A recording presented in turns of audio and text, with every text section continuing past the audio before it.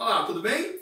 Hoje vamos fazer a nossa segunda aula sobre a Índia, esse país ali da Ásia Meridional, né, do subcontinente indiano. É um país que tem uma milenária história, né, e um país muito diverso, né, na língua, na crença, né.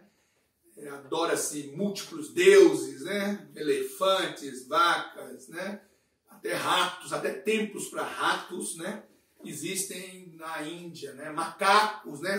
São figuras que não podem ser espantadas da sua casa caso eles entrem, né? A vaca, se pisar na sua poça, tem que deixar ela por si só ir embora, né? E por aí vai. E ao mesmo tempo um país que cultiva ainda sistema de castas, né? Onde as pessoas nascem e morrem presas a um extrato social, né?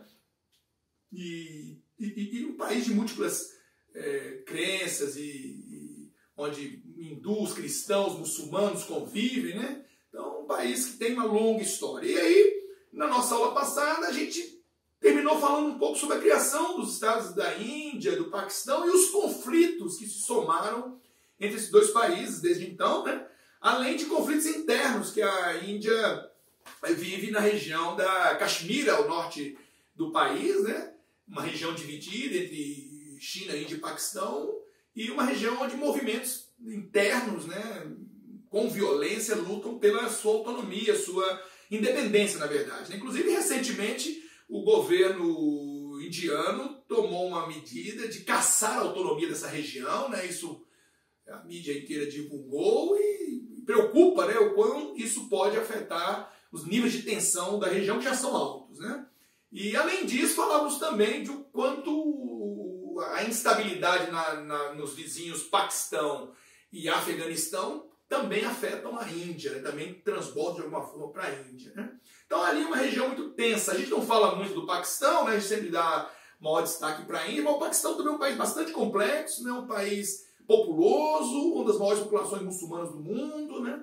Um país ali espremido entre a Índia, o Afeganistão, o Irã, né, numa região também de muita tensão, um aliado histórico dos Estados Unidos, um rival histórico da Índia, né, um país que já passou também por convulsões políticas, assassinatos de figuras relevantes na política paquistanesa, né, e ditadura militar. Então, um país também bem controverso, um país também que soma, né, naquela região de tensão, um ponto de maior tensão naquela área, né? Enquanto a Índia, pessoal, que a gente falava dela na aula passada, né? A Índia, eu estava falando para vocês que além da Caxemira, existe também a região dos Sikhs, do Punjab ao norte, né?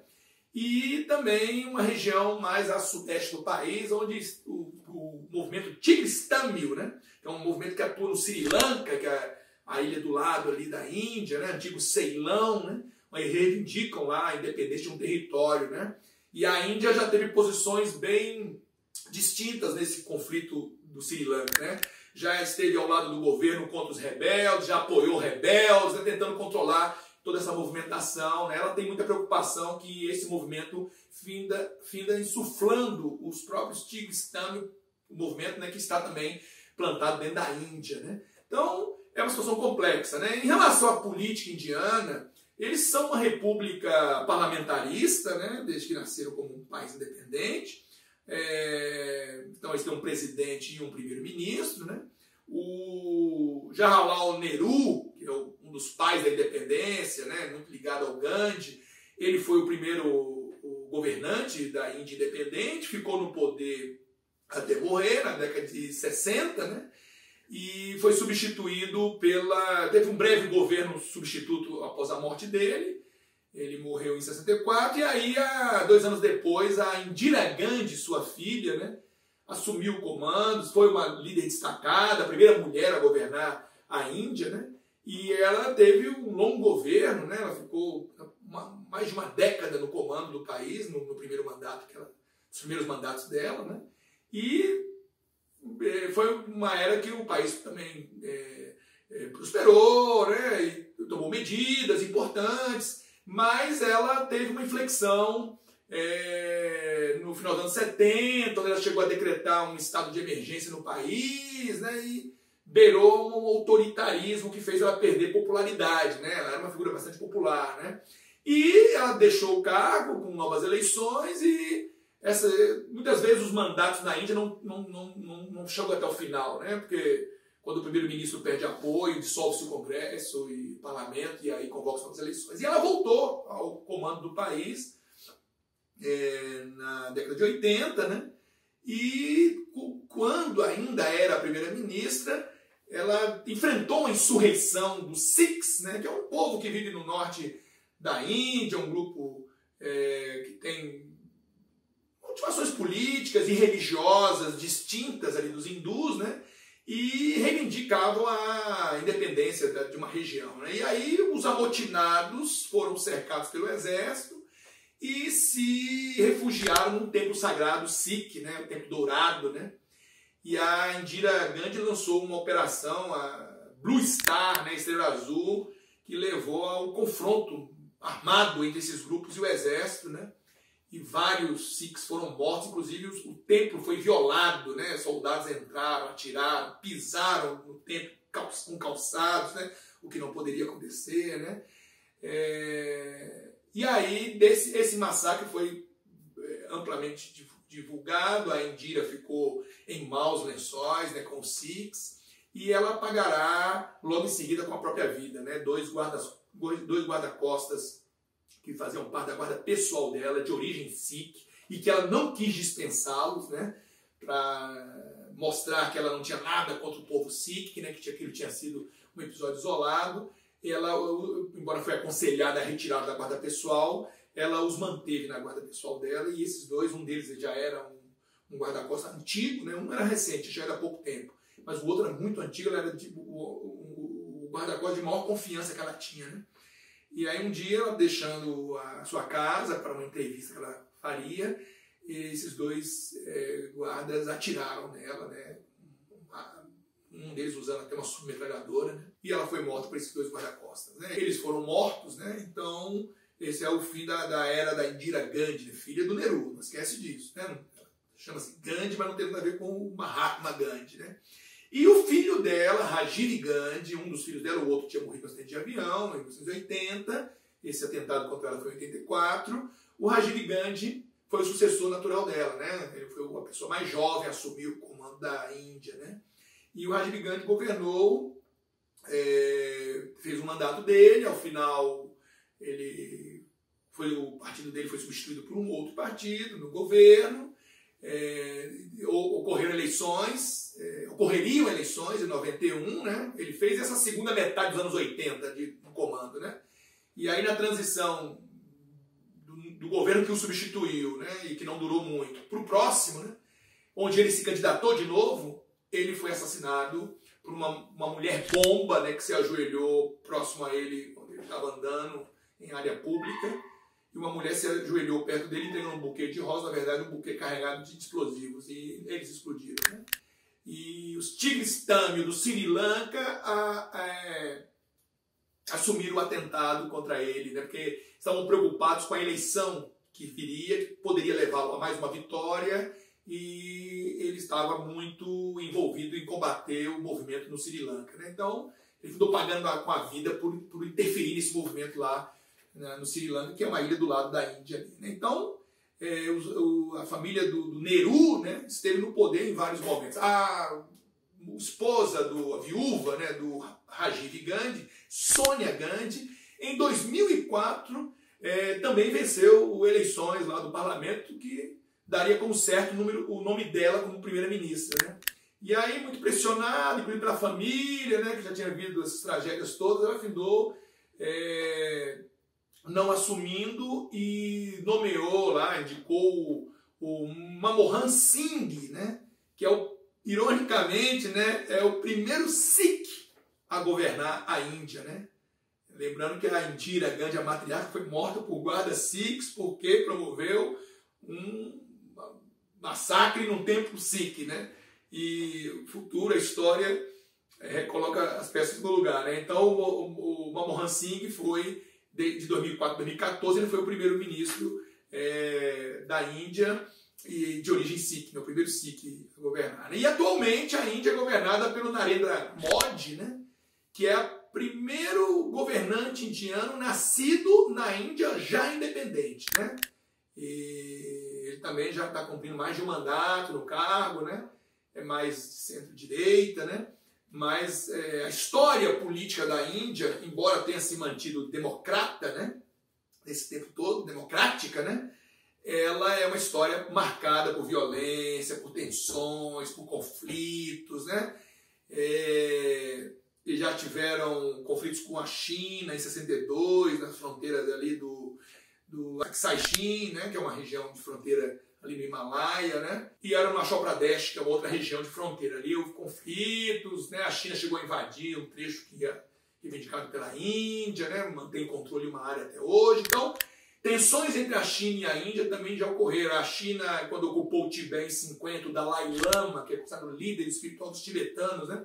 Se refugiou na Índia, ele vive exilado na Índia, né? Só que na história mais recente, pessoal, a China e a Índia têm buscado uma aproximação maior, intensificar comércio, investimentos, virar parceiros, né? Em organizações como a Organização para a Cooperação de Xangai, né?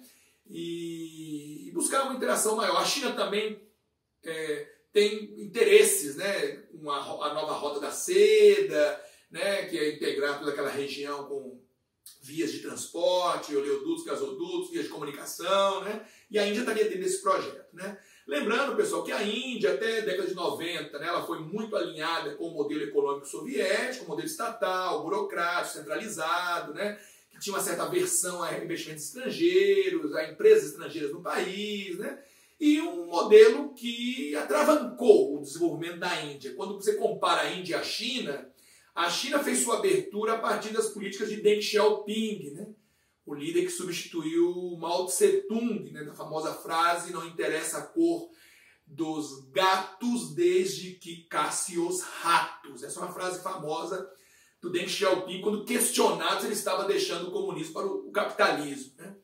E, na verdade, ele lançou uma espécie de modelo híbrido, né, na China. E fez uma abertura com as EES, o projeto das 4 modernizações. Né? Isso é o Deng Xiaoping na China. Então a China saiu para um processo de abertura, de modernização, de atração de capitais estrangeiros, né? De investimento em infraestrutura, mais cedo, né?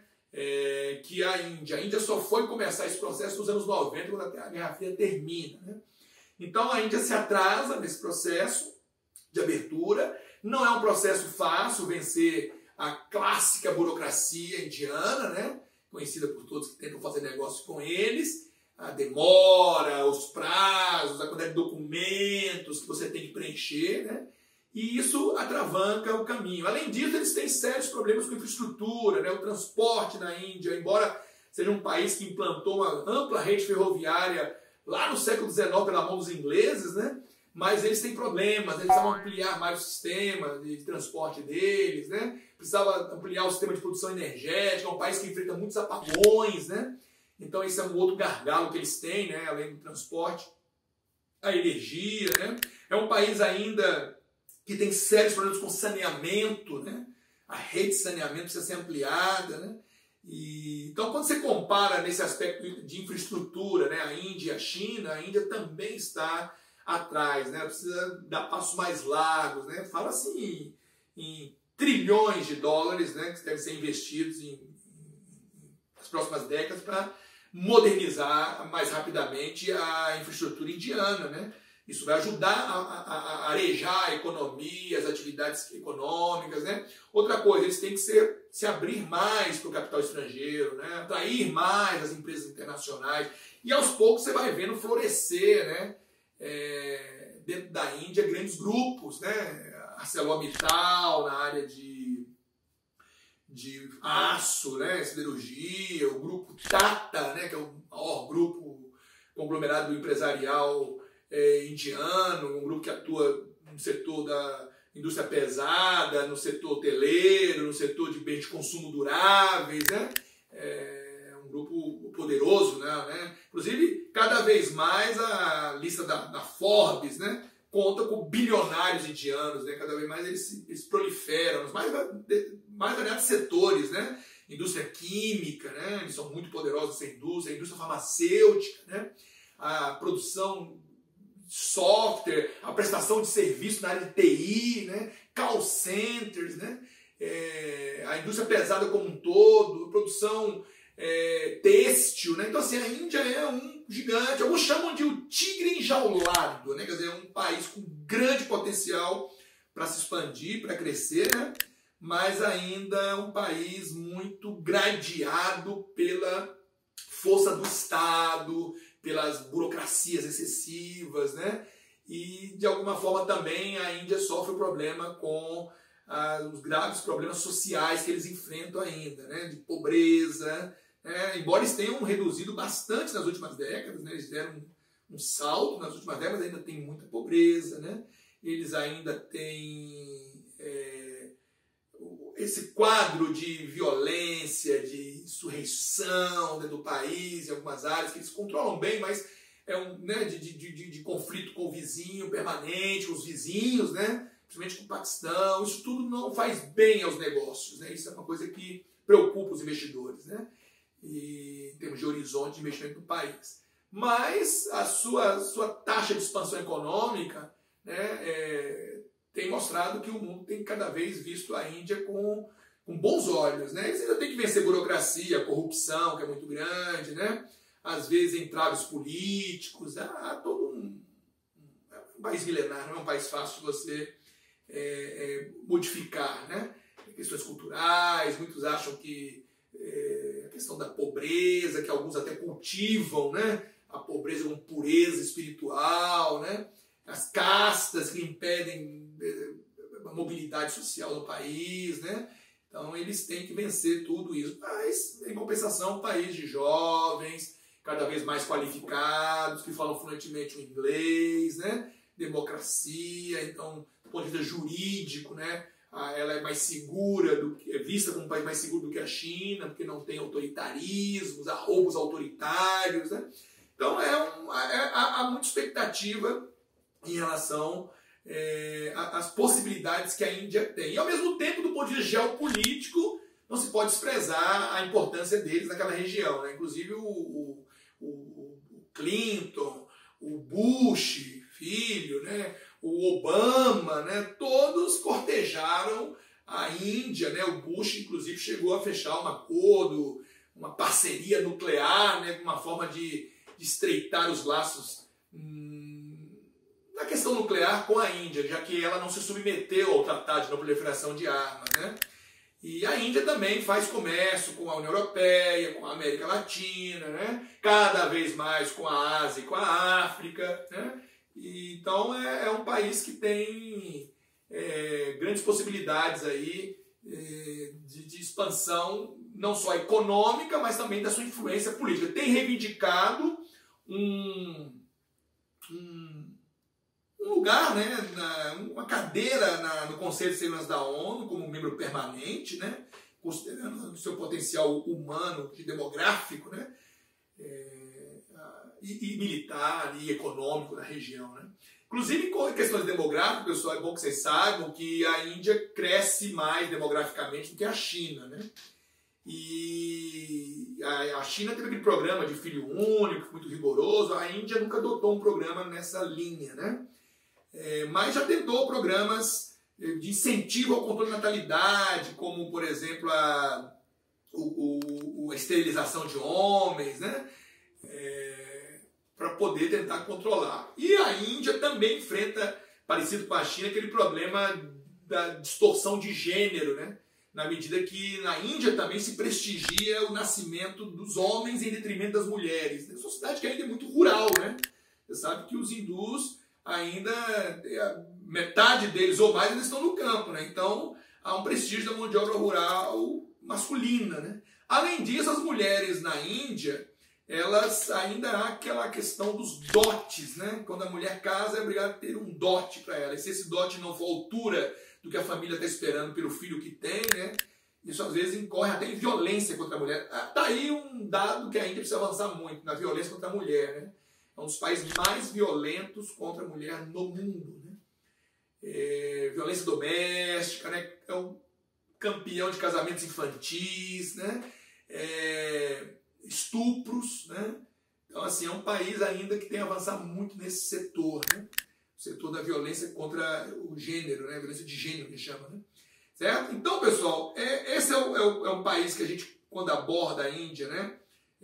A gente tenta mostrar as grandes oportunidades que a Índia tem em termos de expansão de sua economia e da sua influência geopolítica no sul da Ásia, principalmente. Ela é uma líder importante naquela região, né? Lembrando que a Índia é um país dominado por um planalto, o planalto do Deccan, que é um planalto é o miolo do país, né? Ao norte existem os dobramentos modernos, né?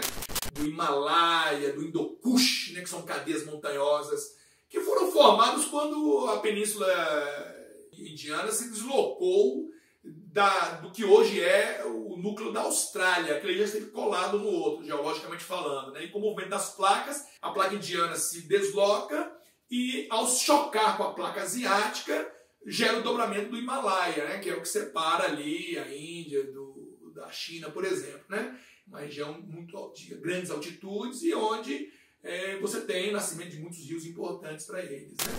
É uma região também onde você tem a presença do clima de monções, né? Aquele clima com chuvas no verão abundantes, né? E seca no inverno, né? Então, essas chuvas abundantes, inclusive, levam a enchentes naquela região mais ao norte, porque essas nuvens carregadas que vêm do oceano, quando elas esbarram no Himalaia, elas precipitam, né? As cidades ali no sopé do Himalaia, na Índia, que chovem 11 mil milímetros por ano, concentrados no verão. Pra você entender, na Amazônia chove muito, chove 3 mil milímetros, né?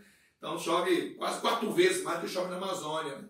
Então é uma região muito irrigada e aí dá origem àqueles rios, né? Caudalosos, né? Como o Ganges Brahmaputra, que é um rio sagrado, né? Um dos rios mais poluídos do mundo também, onde as pessoas fazem de tudo no Ganges, né? Se lavam nas águas sagradas, jogam corpos na água sagrada, né? Jogam banquetes na água sagrada, né? Esgotos caem por falta de saneamento nas águas sagradas e as pessoas estão ali naquele rio, né? Reverendando o rio, né? Que é quase uma entidade, né? Para eles, né? O Ganges, né? Ganges Brahmaputra, que é um rio que deságua lá em Bangladesh, né? No delta do Ganges, né? Uma foz tipo delta. E o outro Indo, que corre para o lado do Paquistão, né? Certinho, pessoal? E esse planalto do Deccan que eu me referia é cristalino, pré-cambriano, é onde está a riqueza de subsolo, né? Porque são muito ricos em minerais também, né? Que é uma coisa interessante, né? Como eu comentei na China, a China também é uma potência da produção mineral, né? A China, inclusive, é muito forte naquela produção dos metais que eles chamam de minerais raros, né? Que são usados muito pela indústria de alta tecnologia hoje, né? A China, que eu estou me referindo, né? Mas na Índia também você tem uma produção mineral muito forte, né? Então, pessoal, a Índia é um país que tem todas essas nuances, né? Toda essa importância, né? E todas as tensões ainda que envolve a Índia. O Paquistão, como eu falava, é um país também com muita instabilidade provocada por essa ligação que ele tem ali com o Afeganistão, né? Ele, em 2007, o Paquistão viu sendo assassinada lá a Benazir Bhutto, né? Que foi a primeira mulher muçulmana a governar um país, né, muçulmano, né? E filha de um outro Bhutto que tinha governado, o pai dela foi governante do Paquistão, né? Uma família muito influente, né? E ela passou um tempo fora, né? Depois de ter governado, passou um tempo fora do país. Quando voltou para concorrer a novas eleições, foi assassinado em um atentado, né? O país também esteve sob governo militar após um golpe com o Pervez Musharraf, né? Na década de 2000, né? Mas atualmente ele teve eleições recentes e está bem encaminhado o processo lá. Mas é um país que merece também atenção e fica influenciando ali a Índia também. A gente não pode esquecer do Paquistão, que é seu vizinho, ok? Então, pessoal, acho que com isso a gente vai encerrar nossa aula sobre Índia, né? Espero que vocês... Eu quero citar uma coisa interessante. Esse escritor americano, Thomas Friedman, né? Ele escreveu esse livro, né? O Mundo é Plano, se referindo muito ali aquele pós-Guerra Fria, como o mundo, a globalização, né, segundo ele, aplainou o mundo, né, através das telecomunicações, da informática, da internet, aproximando, reduzindo distâncias, abrindo o mundo ao comércio. E ele cita aqui o papel dos indianos, né? Inclusive teve aquela história, não sei se vocês vão se recordar talvez, mas houve na virada de 99 para 2000, né? Havia uma preocupação como os computadores, os programas, os computadores estavam programados, né? Ao chegar a 1999, né? Eles não foram programados para virar para 2000, né? E sim para 00, né? E aí havia um medo de que haveria um chamado bug do milênio, né? Quer dizer, os computadores iam travar, né? Os programas iam travar no mundo inteiro. Imagina, né? Um mundo já naquela época dependente muito da informática, né? Em vários sistemas, né?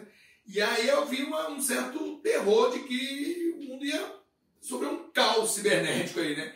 E aí dizem, ele fala nesse livro, que a mão de obra abundante, especializada na área de TI dos indianos, conseguiu a tempo reprogramar, né, o mundo, né, a informática mundial, e evitou o tal bug do milênio. Ele não ocorreu, né?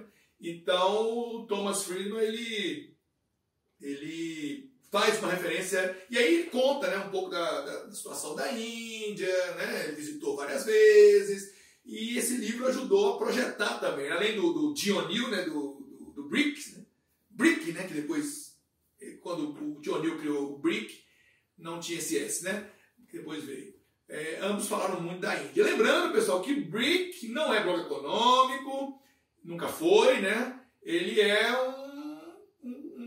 um tipo de encontro entre essas nações que procuram pontos de convergência, procuram ter dentro de organismos internacionais uma voz mais compacta, unida, né? Buscam políticas que possam favorecê-los mutuamente, um banco de desenvolvimento, uma cesta de moedas para regular o seu comércio, né? Investimentos em infraestrutura, um fundo para ajudar países em momentos de crise global, né? Quer dizer, eles ficam buscando algum tipo de alinhamento político, nas políticas econômicas principalmente, mas são países que estão em áreas distintas, em realidades distintas, em histórias distintas, e dificilmente eles conseguiriam algo de maior integração entre eles, né? Mas é um grupo importante, que o Brasil pertence, né?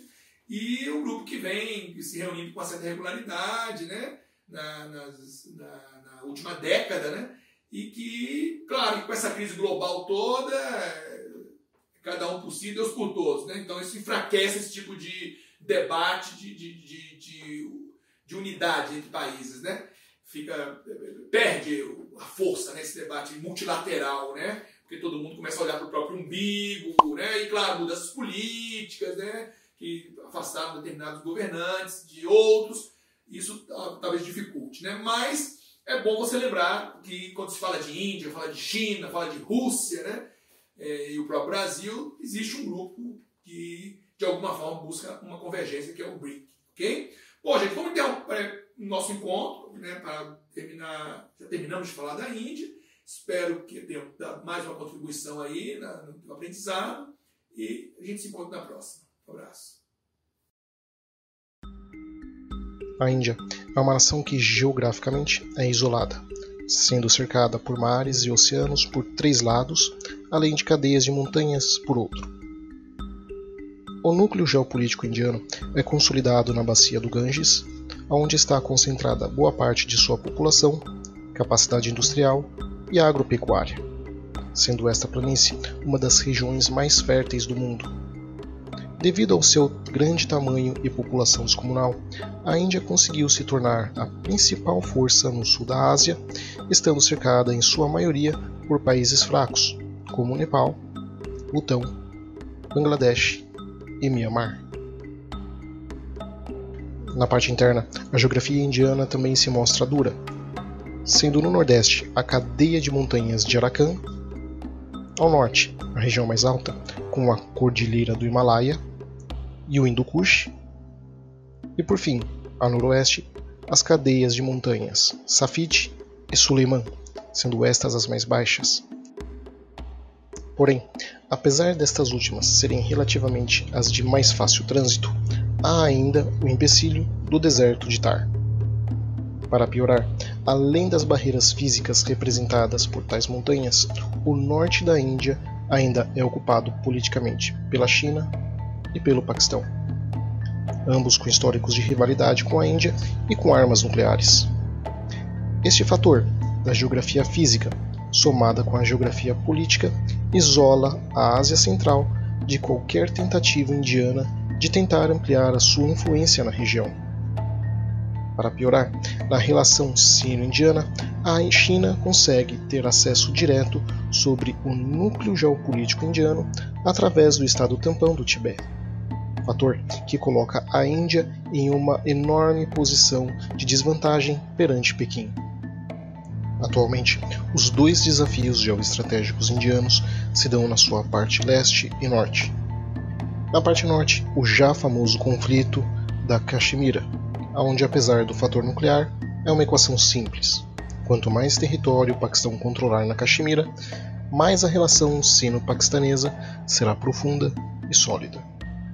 Sobretudo devido ao fato de que o Paquistão é um dos poucos aliados de confiança do governo chinês.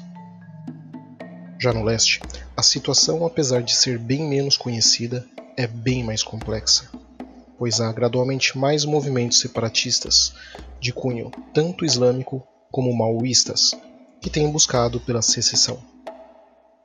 Caso este fator venha a aumentar nas próximas décadas, o medo indiano é de que a região de Arunachal Pradesh, Assam e etc.